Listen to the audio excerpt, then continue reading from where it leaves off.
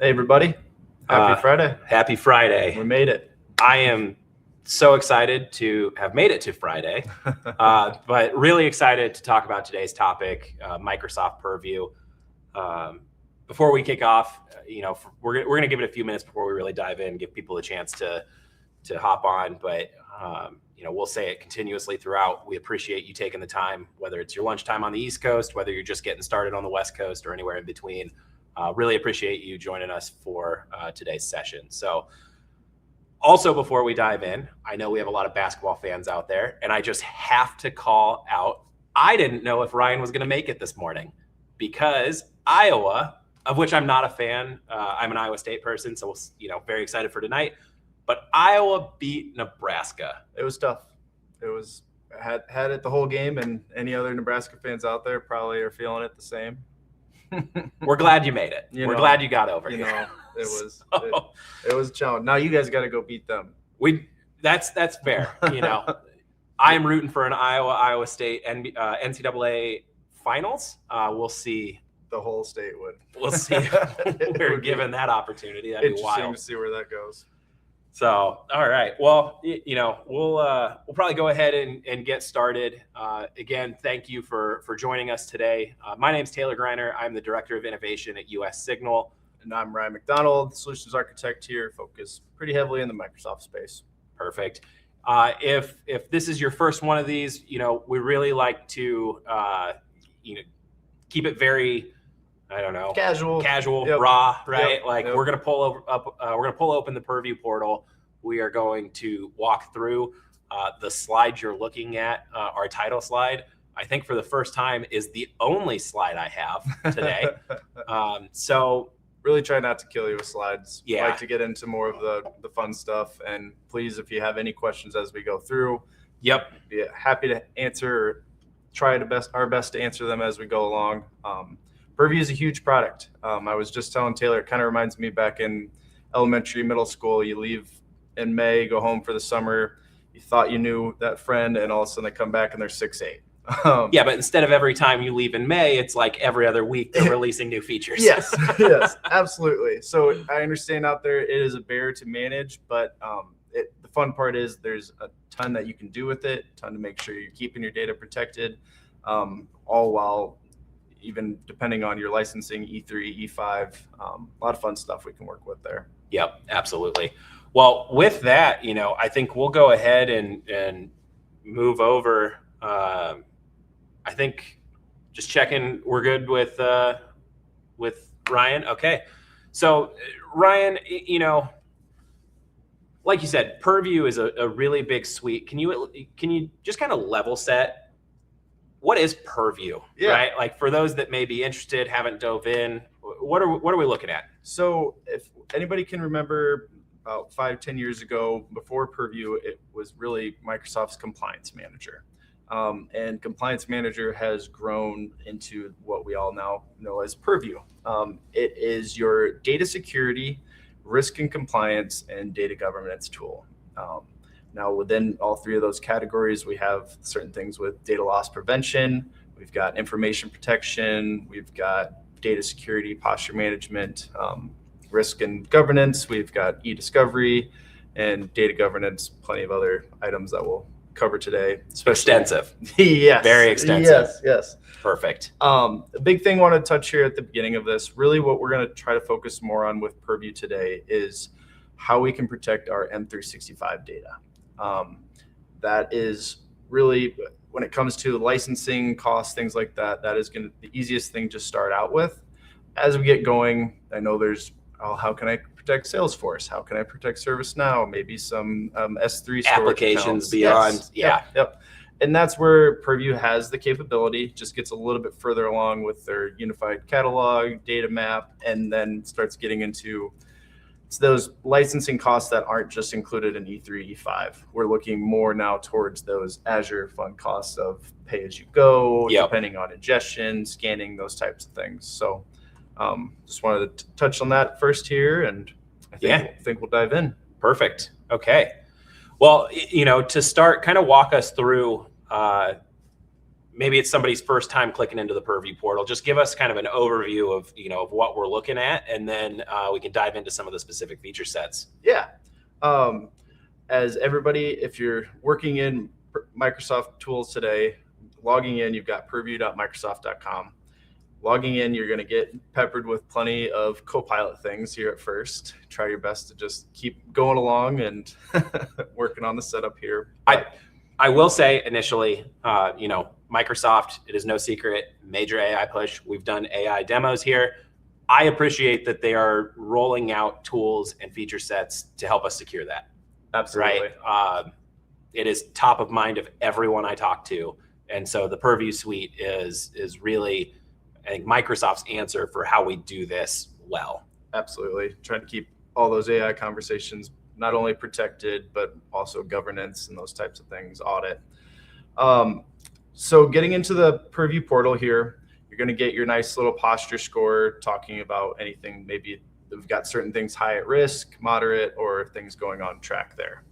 Our posture breakdown here, going through, again, a lot more of here is just the reporting as you come into the dashboard. And then from here within our Purview suite, we've got all of our different solutions here. And this is kind of what I was talking about before. We're really growing as the years go along here with Purview. The big thing to start off here is our compliance manager. And I do just want to call out, you can see how extensive that list is. We're not going to get through everything today. No. Right? No. If you do have questions about a feature set that maybe we're not able to address here, or we're not able to, dive into deep enough with the time we have, reach out, set up a call. We're more than happy to have these conversations. Absolutely. And again, even if it's just a high level, you've got Purview, we want to just take a quick peek at what you've got going on. I can't say I'm going to be the best at getting everything set up for you right away. Hey, that's all right. That's what we've got engineers for. Like to lead where I can and let you take where we can go from there. So perfect. Compliance manager. Really what this helps is when it comes to you're trying to tie your data into maybe a NIST assessment, or you're looking at a different ISO, something along those lines. When we hop in here at first, you've got your compliance score, and this is going to be either tied to one of those assessments or something that Microsoft has brought to you. As you can see here in my lab, I've got a lot of work to do. Hey, that is one of the things we also do want to call out. This is a lab environment, right? This is not production. We have stuff turned off. We have, some things turned on. Our security posture at US Signal is much stronger than a 58 score. So this is really just for show. So when it comes to your assessments, specifically with an E5, you get up to 3 assessments that you can use for those. And those assessments, that's NIST assessments, that's HIPAA assessments, that, different compliance. Correct. Microsoft has their pre-built up to like 300 different assessments. Here I've got my just basic AI baseline assessment, the NIST assessment. And we can send out here after, I've got kind of a comparison of which ones are just free assessments and which ones are more than just the paid versions there. Within each assessment, as you can imagine here, we get clicked in. The Microsoft minute. Kind of go through here. We've got, again, shows your percentage of assessments actions completed.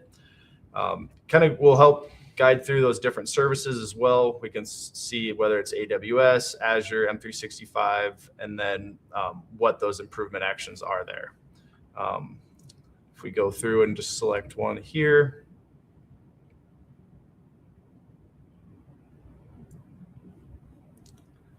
Here, it's going to go through, give you what that title name is and how we can implement that separate change that's needed.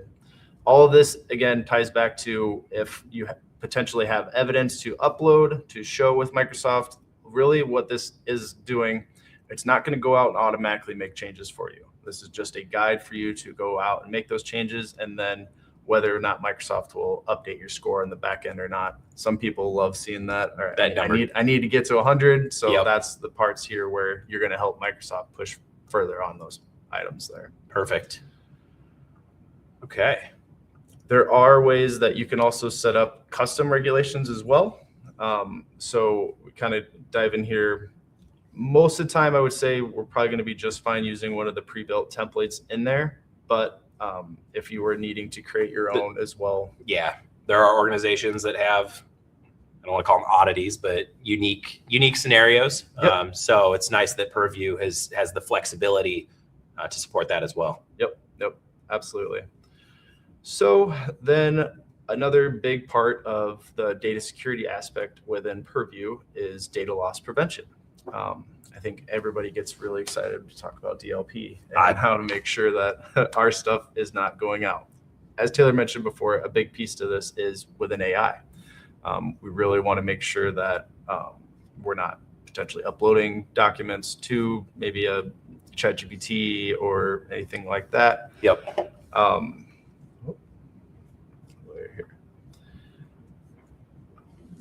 So we'll go look at our policies here. Really, where data loss prevention comes into play is making sure, again, that the data is not getting leaked out. So we can create certain policies where if there's a credit card, if noticing a credit card statement on there, that it's going to not allow it to be shared externally. There's a whole bunch of different sensitivity labels or trainable classifiers that we can look at here. So I've got an example here for credit card protection in Teams and Exchange. Gonna let me edit the policy. There we go. Perfect. And then we do have a question. We'll kind of walk through this, and then I think we'll dive into that. Do I need to, size-wise too? I know we've battled that in the past. If it looks okay, if I need to zoom in, just let me know, folks. Okay. Perfect. Your question. Okay. So Ryan asks, is there a way around waiting hours for policy changes to replicate or bake in? Kind of goes to our Microsoft Minute question. So we were even talking about this before. Really, where Purview really excels is that prep work. Making sure when we're setting it up that we've got possibly as many of those items in there that we prepped ready for with the design set up from the get-go.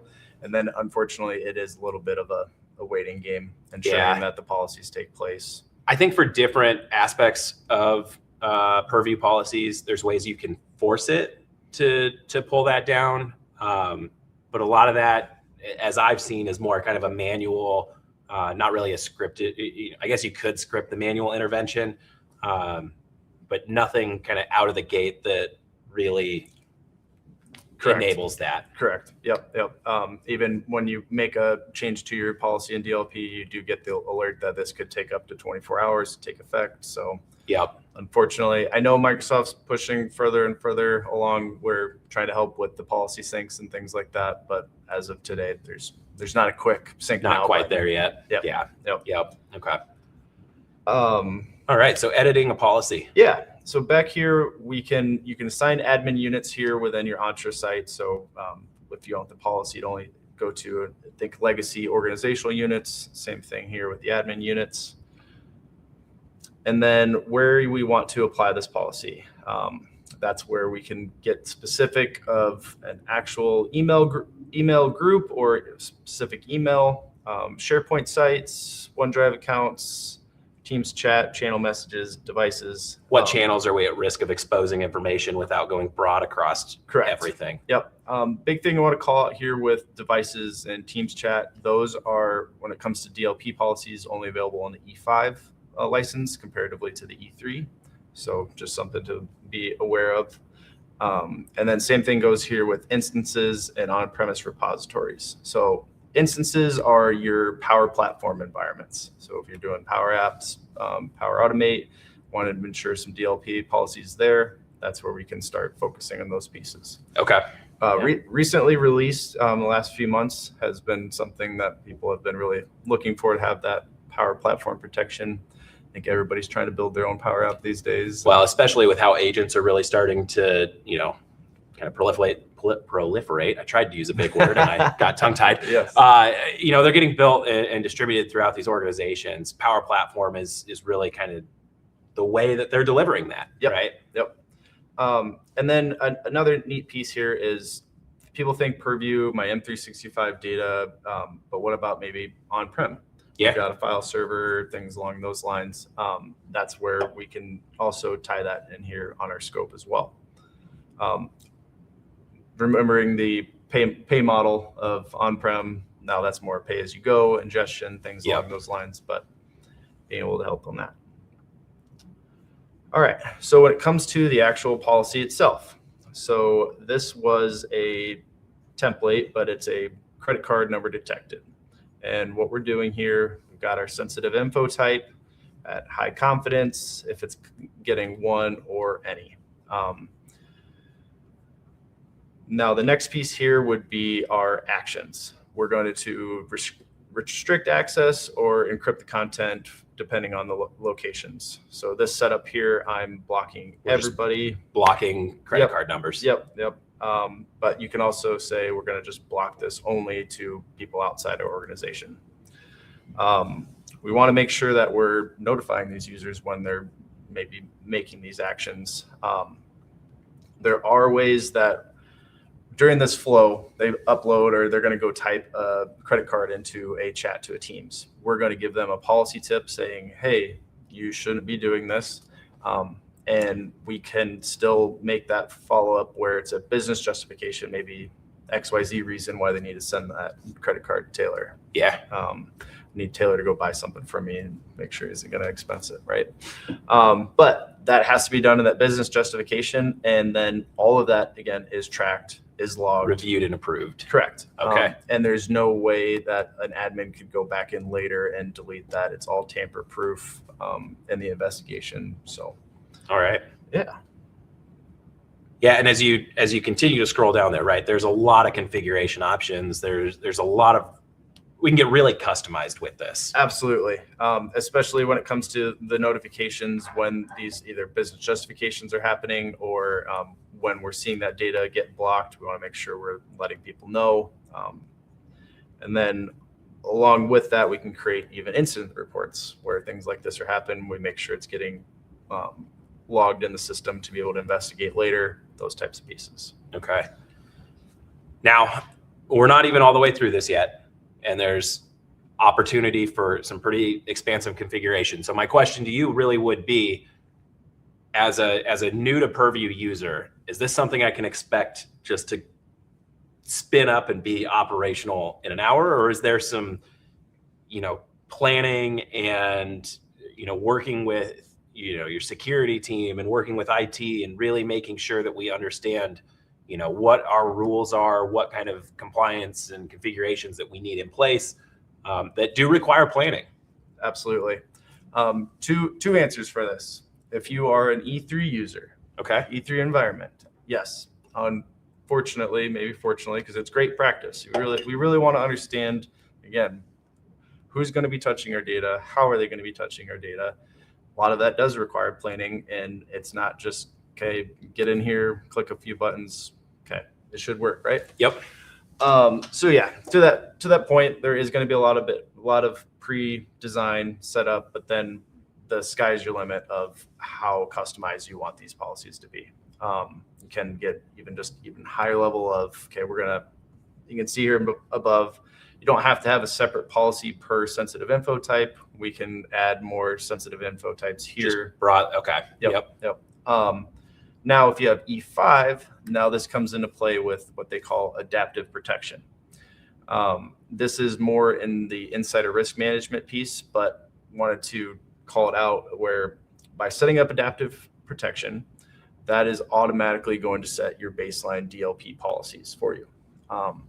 The neat part with adaptive protection is it's not so much going off of monitoring your keystrokes, but more of your patterns, and then assign you low, high, escalated user. I never export credit cards, and suddenly I'm trying to export credit cards. Or you just sent an email that I put in my 2 weeks, and then at midnight, all of a sudden you have 200 downloads from your OneDrive, something like that. And being able to then, once that user is detected as a high risky user, now the highest DLP policies are going to kick in for that user without you having to realize, oh, okay, now I see that person's a high-risk user. Now make sure the highest DOP policies are set at them. Seeing it's been released in the last year. The setup is a little bit of time tasking. I set it up 2 days ago, and it said it takes up to 72 hours to create, and we're at that, I think, 62nd hour. So we're getting along there, but I'll touch on it here in a second. But it brought up a good question, and the adaptive protection is almost to the point of, if you're dealing with a ton of DLP policies and it's bothering you, maybe it's time to look at the D5. Might actually be worth the cost there. That's been one of the bigger pieces of the adaptive protection I've found. Or the E7, which has been announced. Anybody out there excited about the E7? It's been. We would love to hear feedback. Yeah. I know we've got conversations happening. I think people are curious. And right? I think we've been rumoring about it for the last few months. It's got to happen, right? Right. I mean, how do you keep stacking E5 plus? I know. The odd numbers is interesting. I know. Even when they came out with Windows 11, I was like, man, just call it Windows X. That could have been cool. And then just, you never have to worry about another number. But we work with what we're given. Yes. All right. Absolutely. All right. So we've edited our rule. Yep. Go ahead and save that out. Your status, you can keep it off if we're just trying to get it going. And then here is, a lot of times when it comes to these policies, before you're going to go turn them on, you really want to test them out. I'm sure we've all had those situations where we've tried to lock down some things from a security audit perspective, and then now people can't do their jobs. So definitely recommend running this in simulation mode.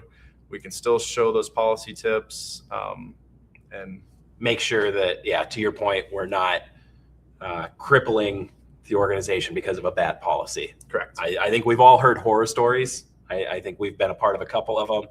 And that's usually one of the early go-tos when this is getting rolled out. Yep. Hey, did you, broadly apply a policy that gets pretty complicated? Absolutely.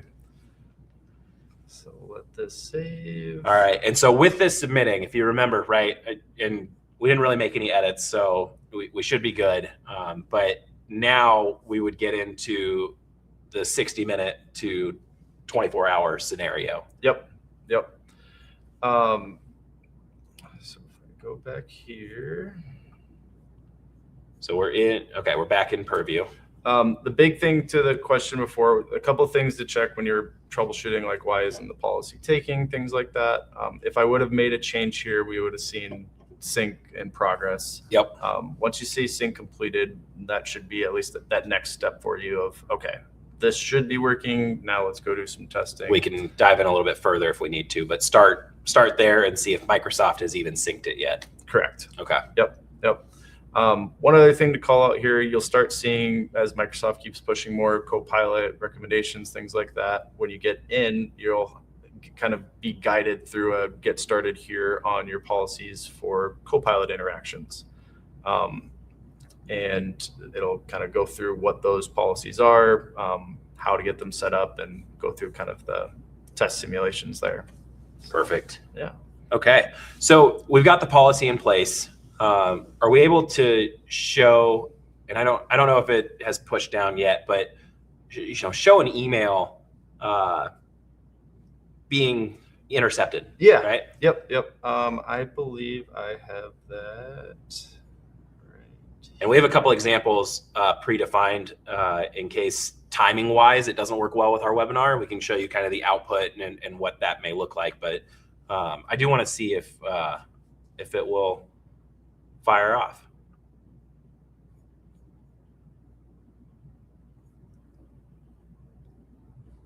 So that is an old one, but let's just.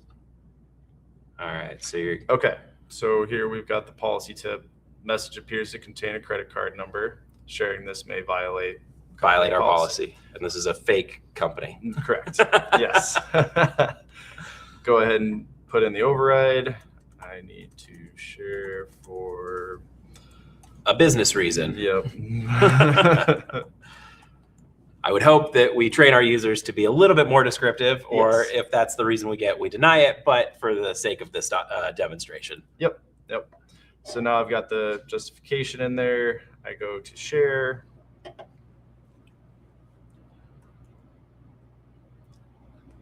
Share with one of our teammates. Yep. And now I'm able to share with that business justification. So, Okay. From there, I should eventually here get an email alert letting me know, but timing wise, we'll see what that allows us to do. Yep. So can you show one of the emails that we got from earlier testing that said, hey, you're trying to send access denied? Yep. So that's what we got going on here. So last night was doing some testing on this, but this item's been protected in your organization. As blocked for everyone except the owner. Make sure to follow up there. Yep. And we detected an issue. You have a credit card number in here. Yep. And it'll let you go through and you picking the right account? Yeah, we'll see. We're on the fly. Okay. Yep. So then it'll pull up the document for you. Okay. Just be able to do any review on that if you need, or potentially delete the document. Perfect. For the end user. So, okay. Yeah. All right. Anything else that we want to cover in compliance and policies, or again, this suite is extensive, so I want to try and touch on a few things. We're coming up on 30 minutes into this. Yeah. I think we could spend probably all day just walking through compliance. Right. But again, if anybody's interested in having a deeper conversation, don't hesitate to reach out, and we can dive in further. Yeah. The big thing I want to just call out, and even myself, sometimes I've had troubles of there's data loss prevention, and then there's information protection.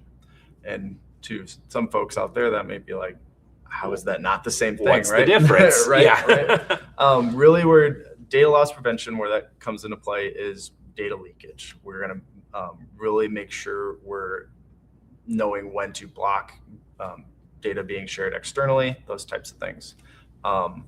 Where information protection comes into play is those sensitivity labels, and really it's going to be protecting that data at rest. Okay. So we do a scan and find that a document has a credit card in it. We're going to now mark that document as confidential. And then in our policies, we might set that to, okay, now this is confidential. Only the owner has access to this. So if the document gets shared externally for whatever reason, still only that user has access to it. Or we're going to make sure that it is watermarked as highly confidential right down the middle. Perfect. With header, footer, or we're going to encrypt the document as well. Okay. So those are the biggest things there. Sensitivity labels are a big thing out there. We've got the 5 pre-built here, internal only, credit card information, social, public data, kind of your go-tos there. And how these are set. Let that load. Yeah.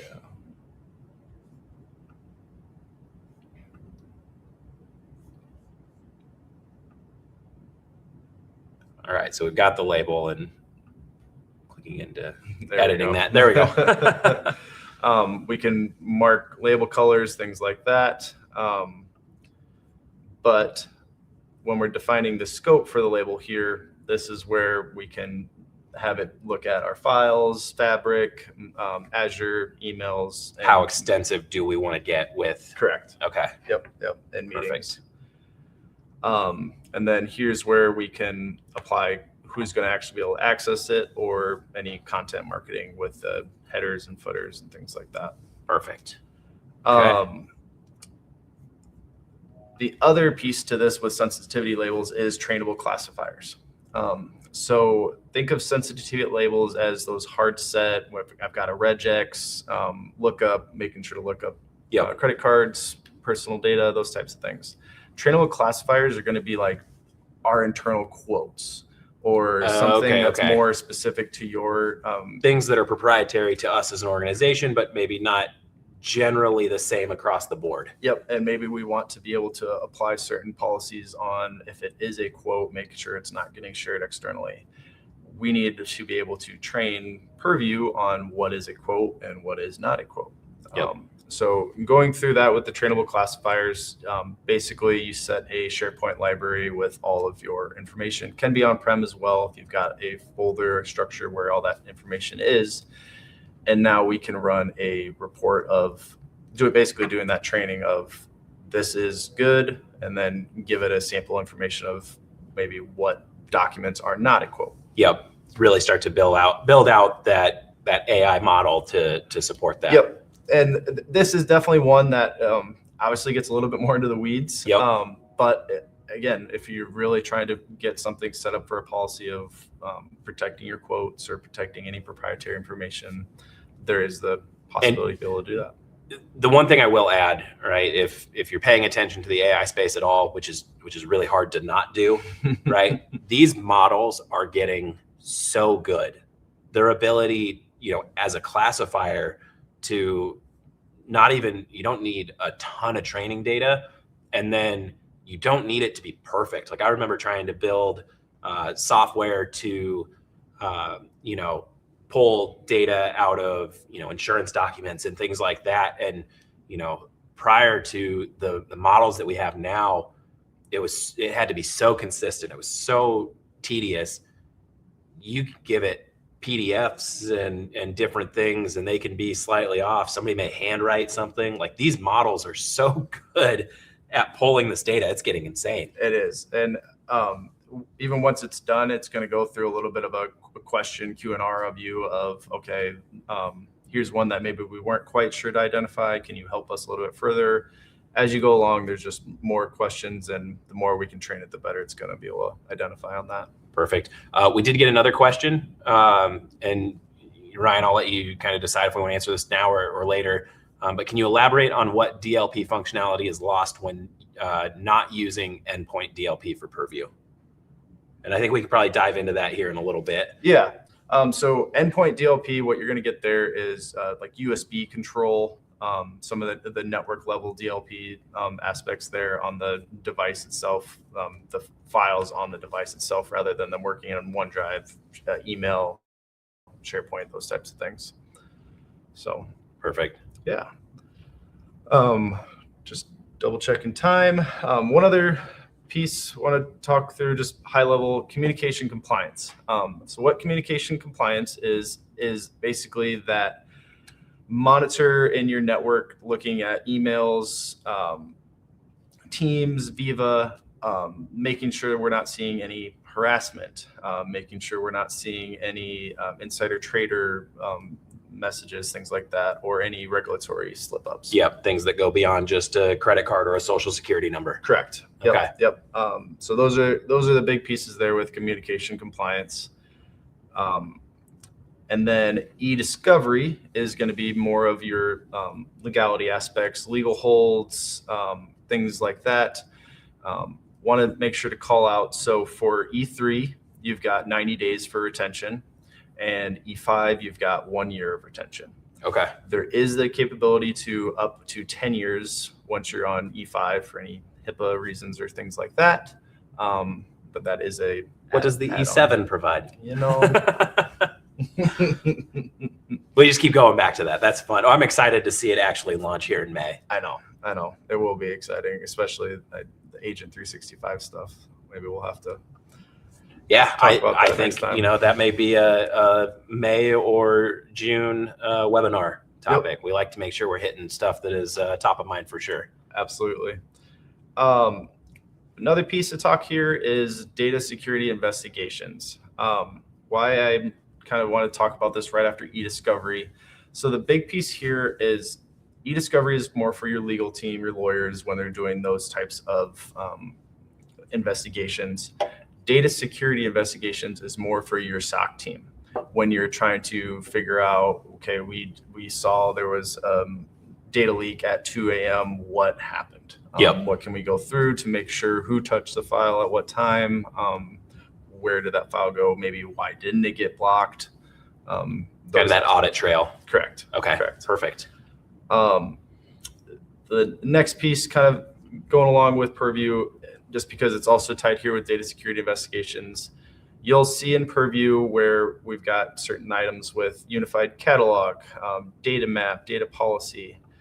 These are really what they were started out with, would be not just your data inside of M365. Okay. This is where we can now govern data outside in AWS and broadly across your footprint. Yep. And that goes back to, we have the Azure pricing on that, pay as you go. Whereas, so people ask a lot like, oh, is this included in my Purview? The best way I can tell you, it can be. Yep. The best way to put that is, if you're just focusing on M365 data, all the add-ons, things included with E5, we'll send out a thing of showing the comparison of E3 to E5, but anything outside of M365, Purview can absolutely manage that, but understanding that it's just, there's the broader pay-as-you-go correct needed to turn it on. Correct. Okay. Yep.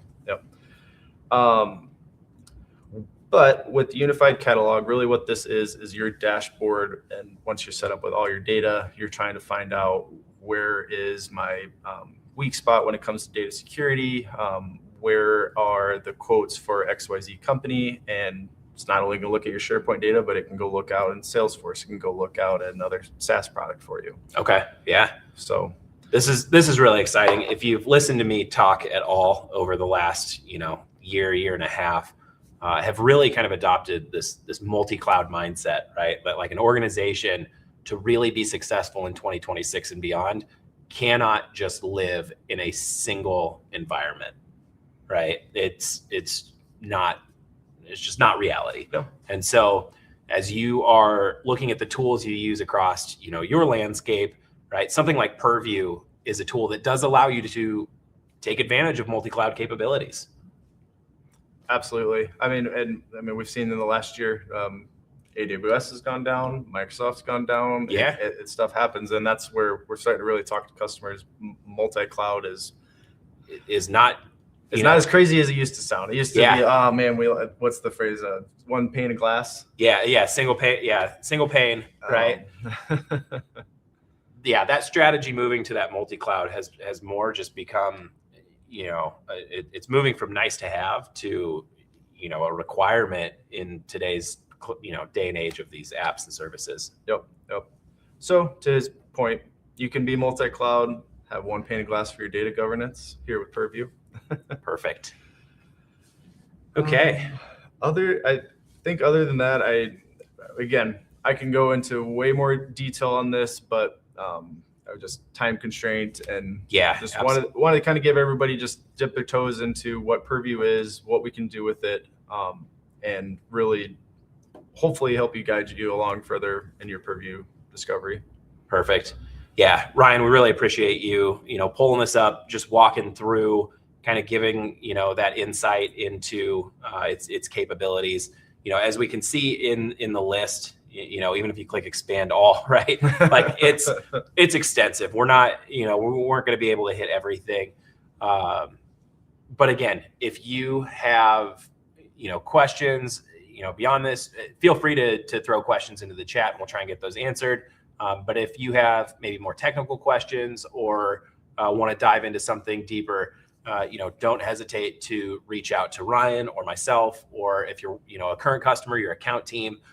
We love having these conversations. This is what we're here for, really trying to just guide the use of, these tools and these platforms. Absolutely. And another piece that I've really seen with Purview that folks are hopefully trying to adopt is, when it comes to AI, everybody is really trying to make sure they understand their data. So where Purview can not only help from a data security perspective, but also a data learning process, using the data map on our M365 data, going out, what is all out there. There's ways now where we let people loose. People could do manual labels on their documents and things like that. But now it's, no, we want to take that over and we're going to auto label things that we find and take that out of users' hands. We want to group data by XYZ reason. Those are now capable here within Purview. fun fact about the data catalog in Purview is that it's built on Apache Atlas. So you can actually use the full Apache Atlas API suite to talk to your data. I don't think that's a Look at you. well-known fact, Yeah. but Microsoft over the last few years has shown that they are really big in open source and expanding just beyond kind of that Windows environment. And I think they're putting a lot of effort back into these open source projects that they do, kind of build upon. And to his point, talking, that is that data map piece. So getting that set up with your on-prem domain, your M365 environment, it's going to map out. I'm not just a host, a pretty host at that, right? Like, not just love it. I play around with this stuff. Yep. Oh yeah. Probably some days more than me. As much as our kids allow. Yeah, fair. Okay. Well, with that, again, I don't know that we've got a little bit of time left, so we'll definitely take questions if they pop up. But I think we'll probably go ahead and really start to wrap up here. We shoot for an hour, but sometimes the technology doesn't make sense, and so I know everybody loves getting some time back. Yeah. So yep, for sure. All right. While we wait, if anybody does have questions, feel free to put them in. Ryan, as we wrap up, prediction on tonight's Iowa State-Tennessee game. See, this is hard for me. So I grew up an Iowa State fan. Okay, so you're going to make the right choice. Oh, I mean, Iowa State for sure. I just got to somehow give you a dig back for talking about Nebraska loss. If we were to do this tomorrow and things go how they're not going to go, maybe it'd be different. Dan from behind the camera, what is your prediction, Iowa State or Tennessee? Iowa State will win. Iowa State. There we go. Perfect. What are we going to do when Iowa State's head coach takes the North Carolina job? It's not happening. It's not happening. Don't put that out into the world, even though it's already been put out. So, with that, questions I think have kind of slowed down. And so we'll go ahead and call this one a wrap. Do want to thank everybody for taking the time to attend. Again, if you want further conversation, don't hesitate to reach out. And we're about to announce here, I think in the next week or so, what our next month is going to be. We do take suggestions. If there is a topic that you're interested in, you want to see kind of a demo, a little bit deeper dive, let us know, and we can kind of tailor one of these, based on feedback. With that as well, please, if you're not, reach out, connect with us on LinkedIn. Yep.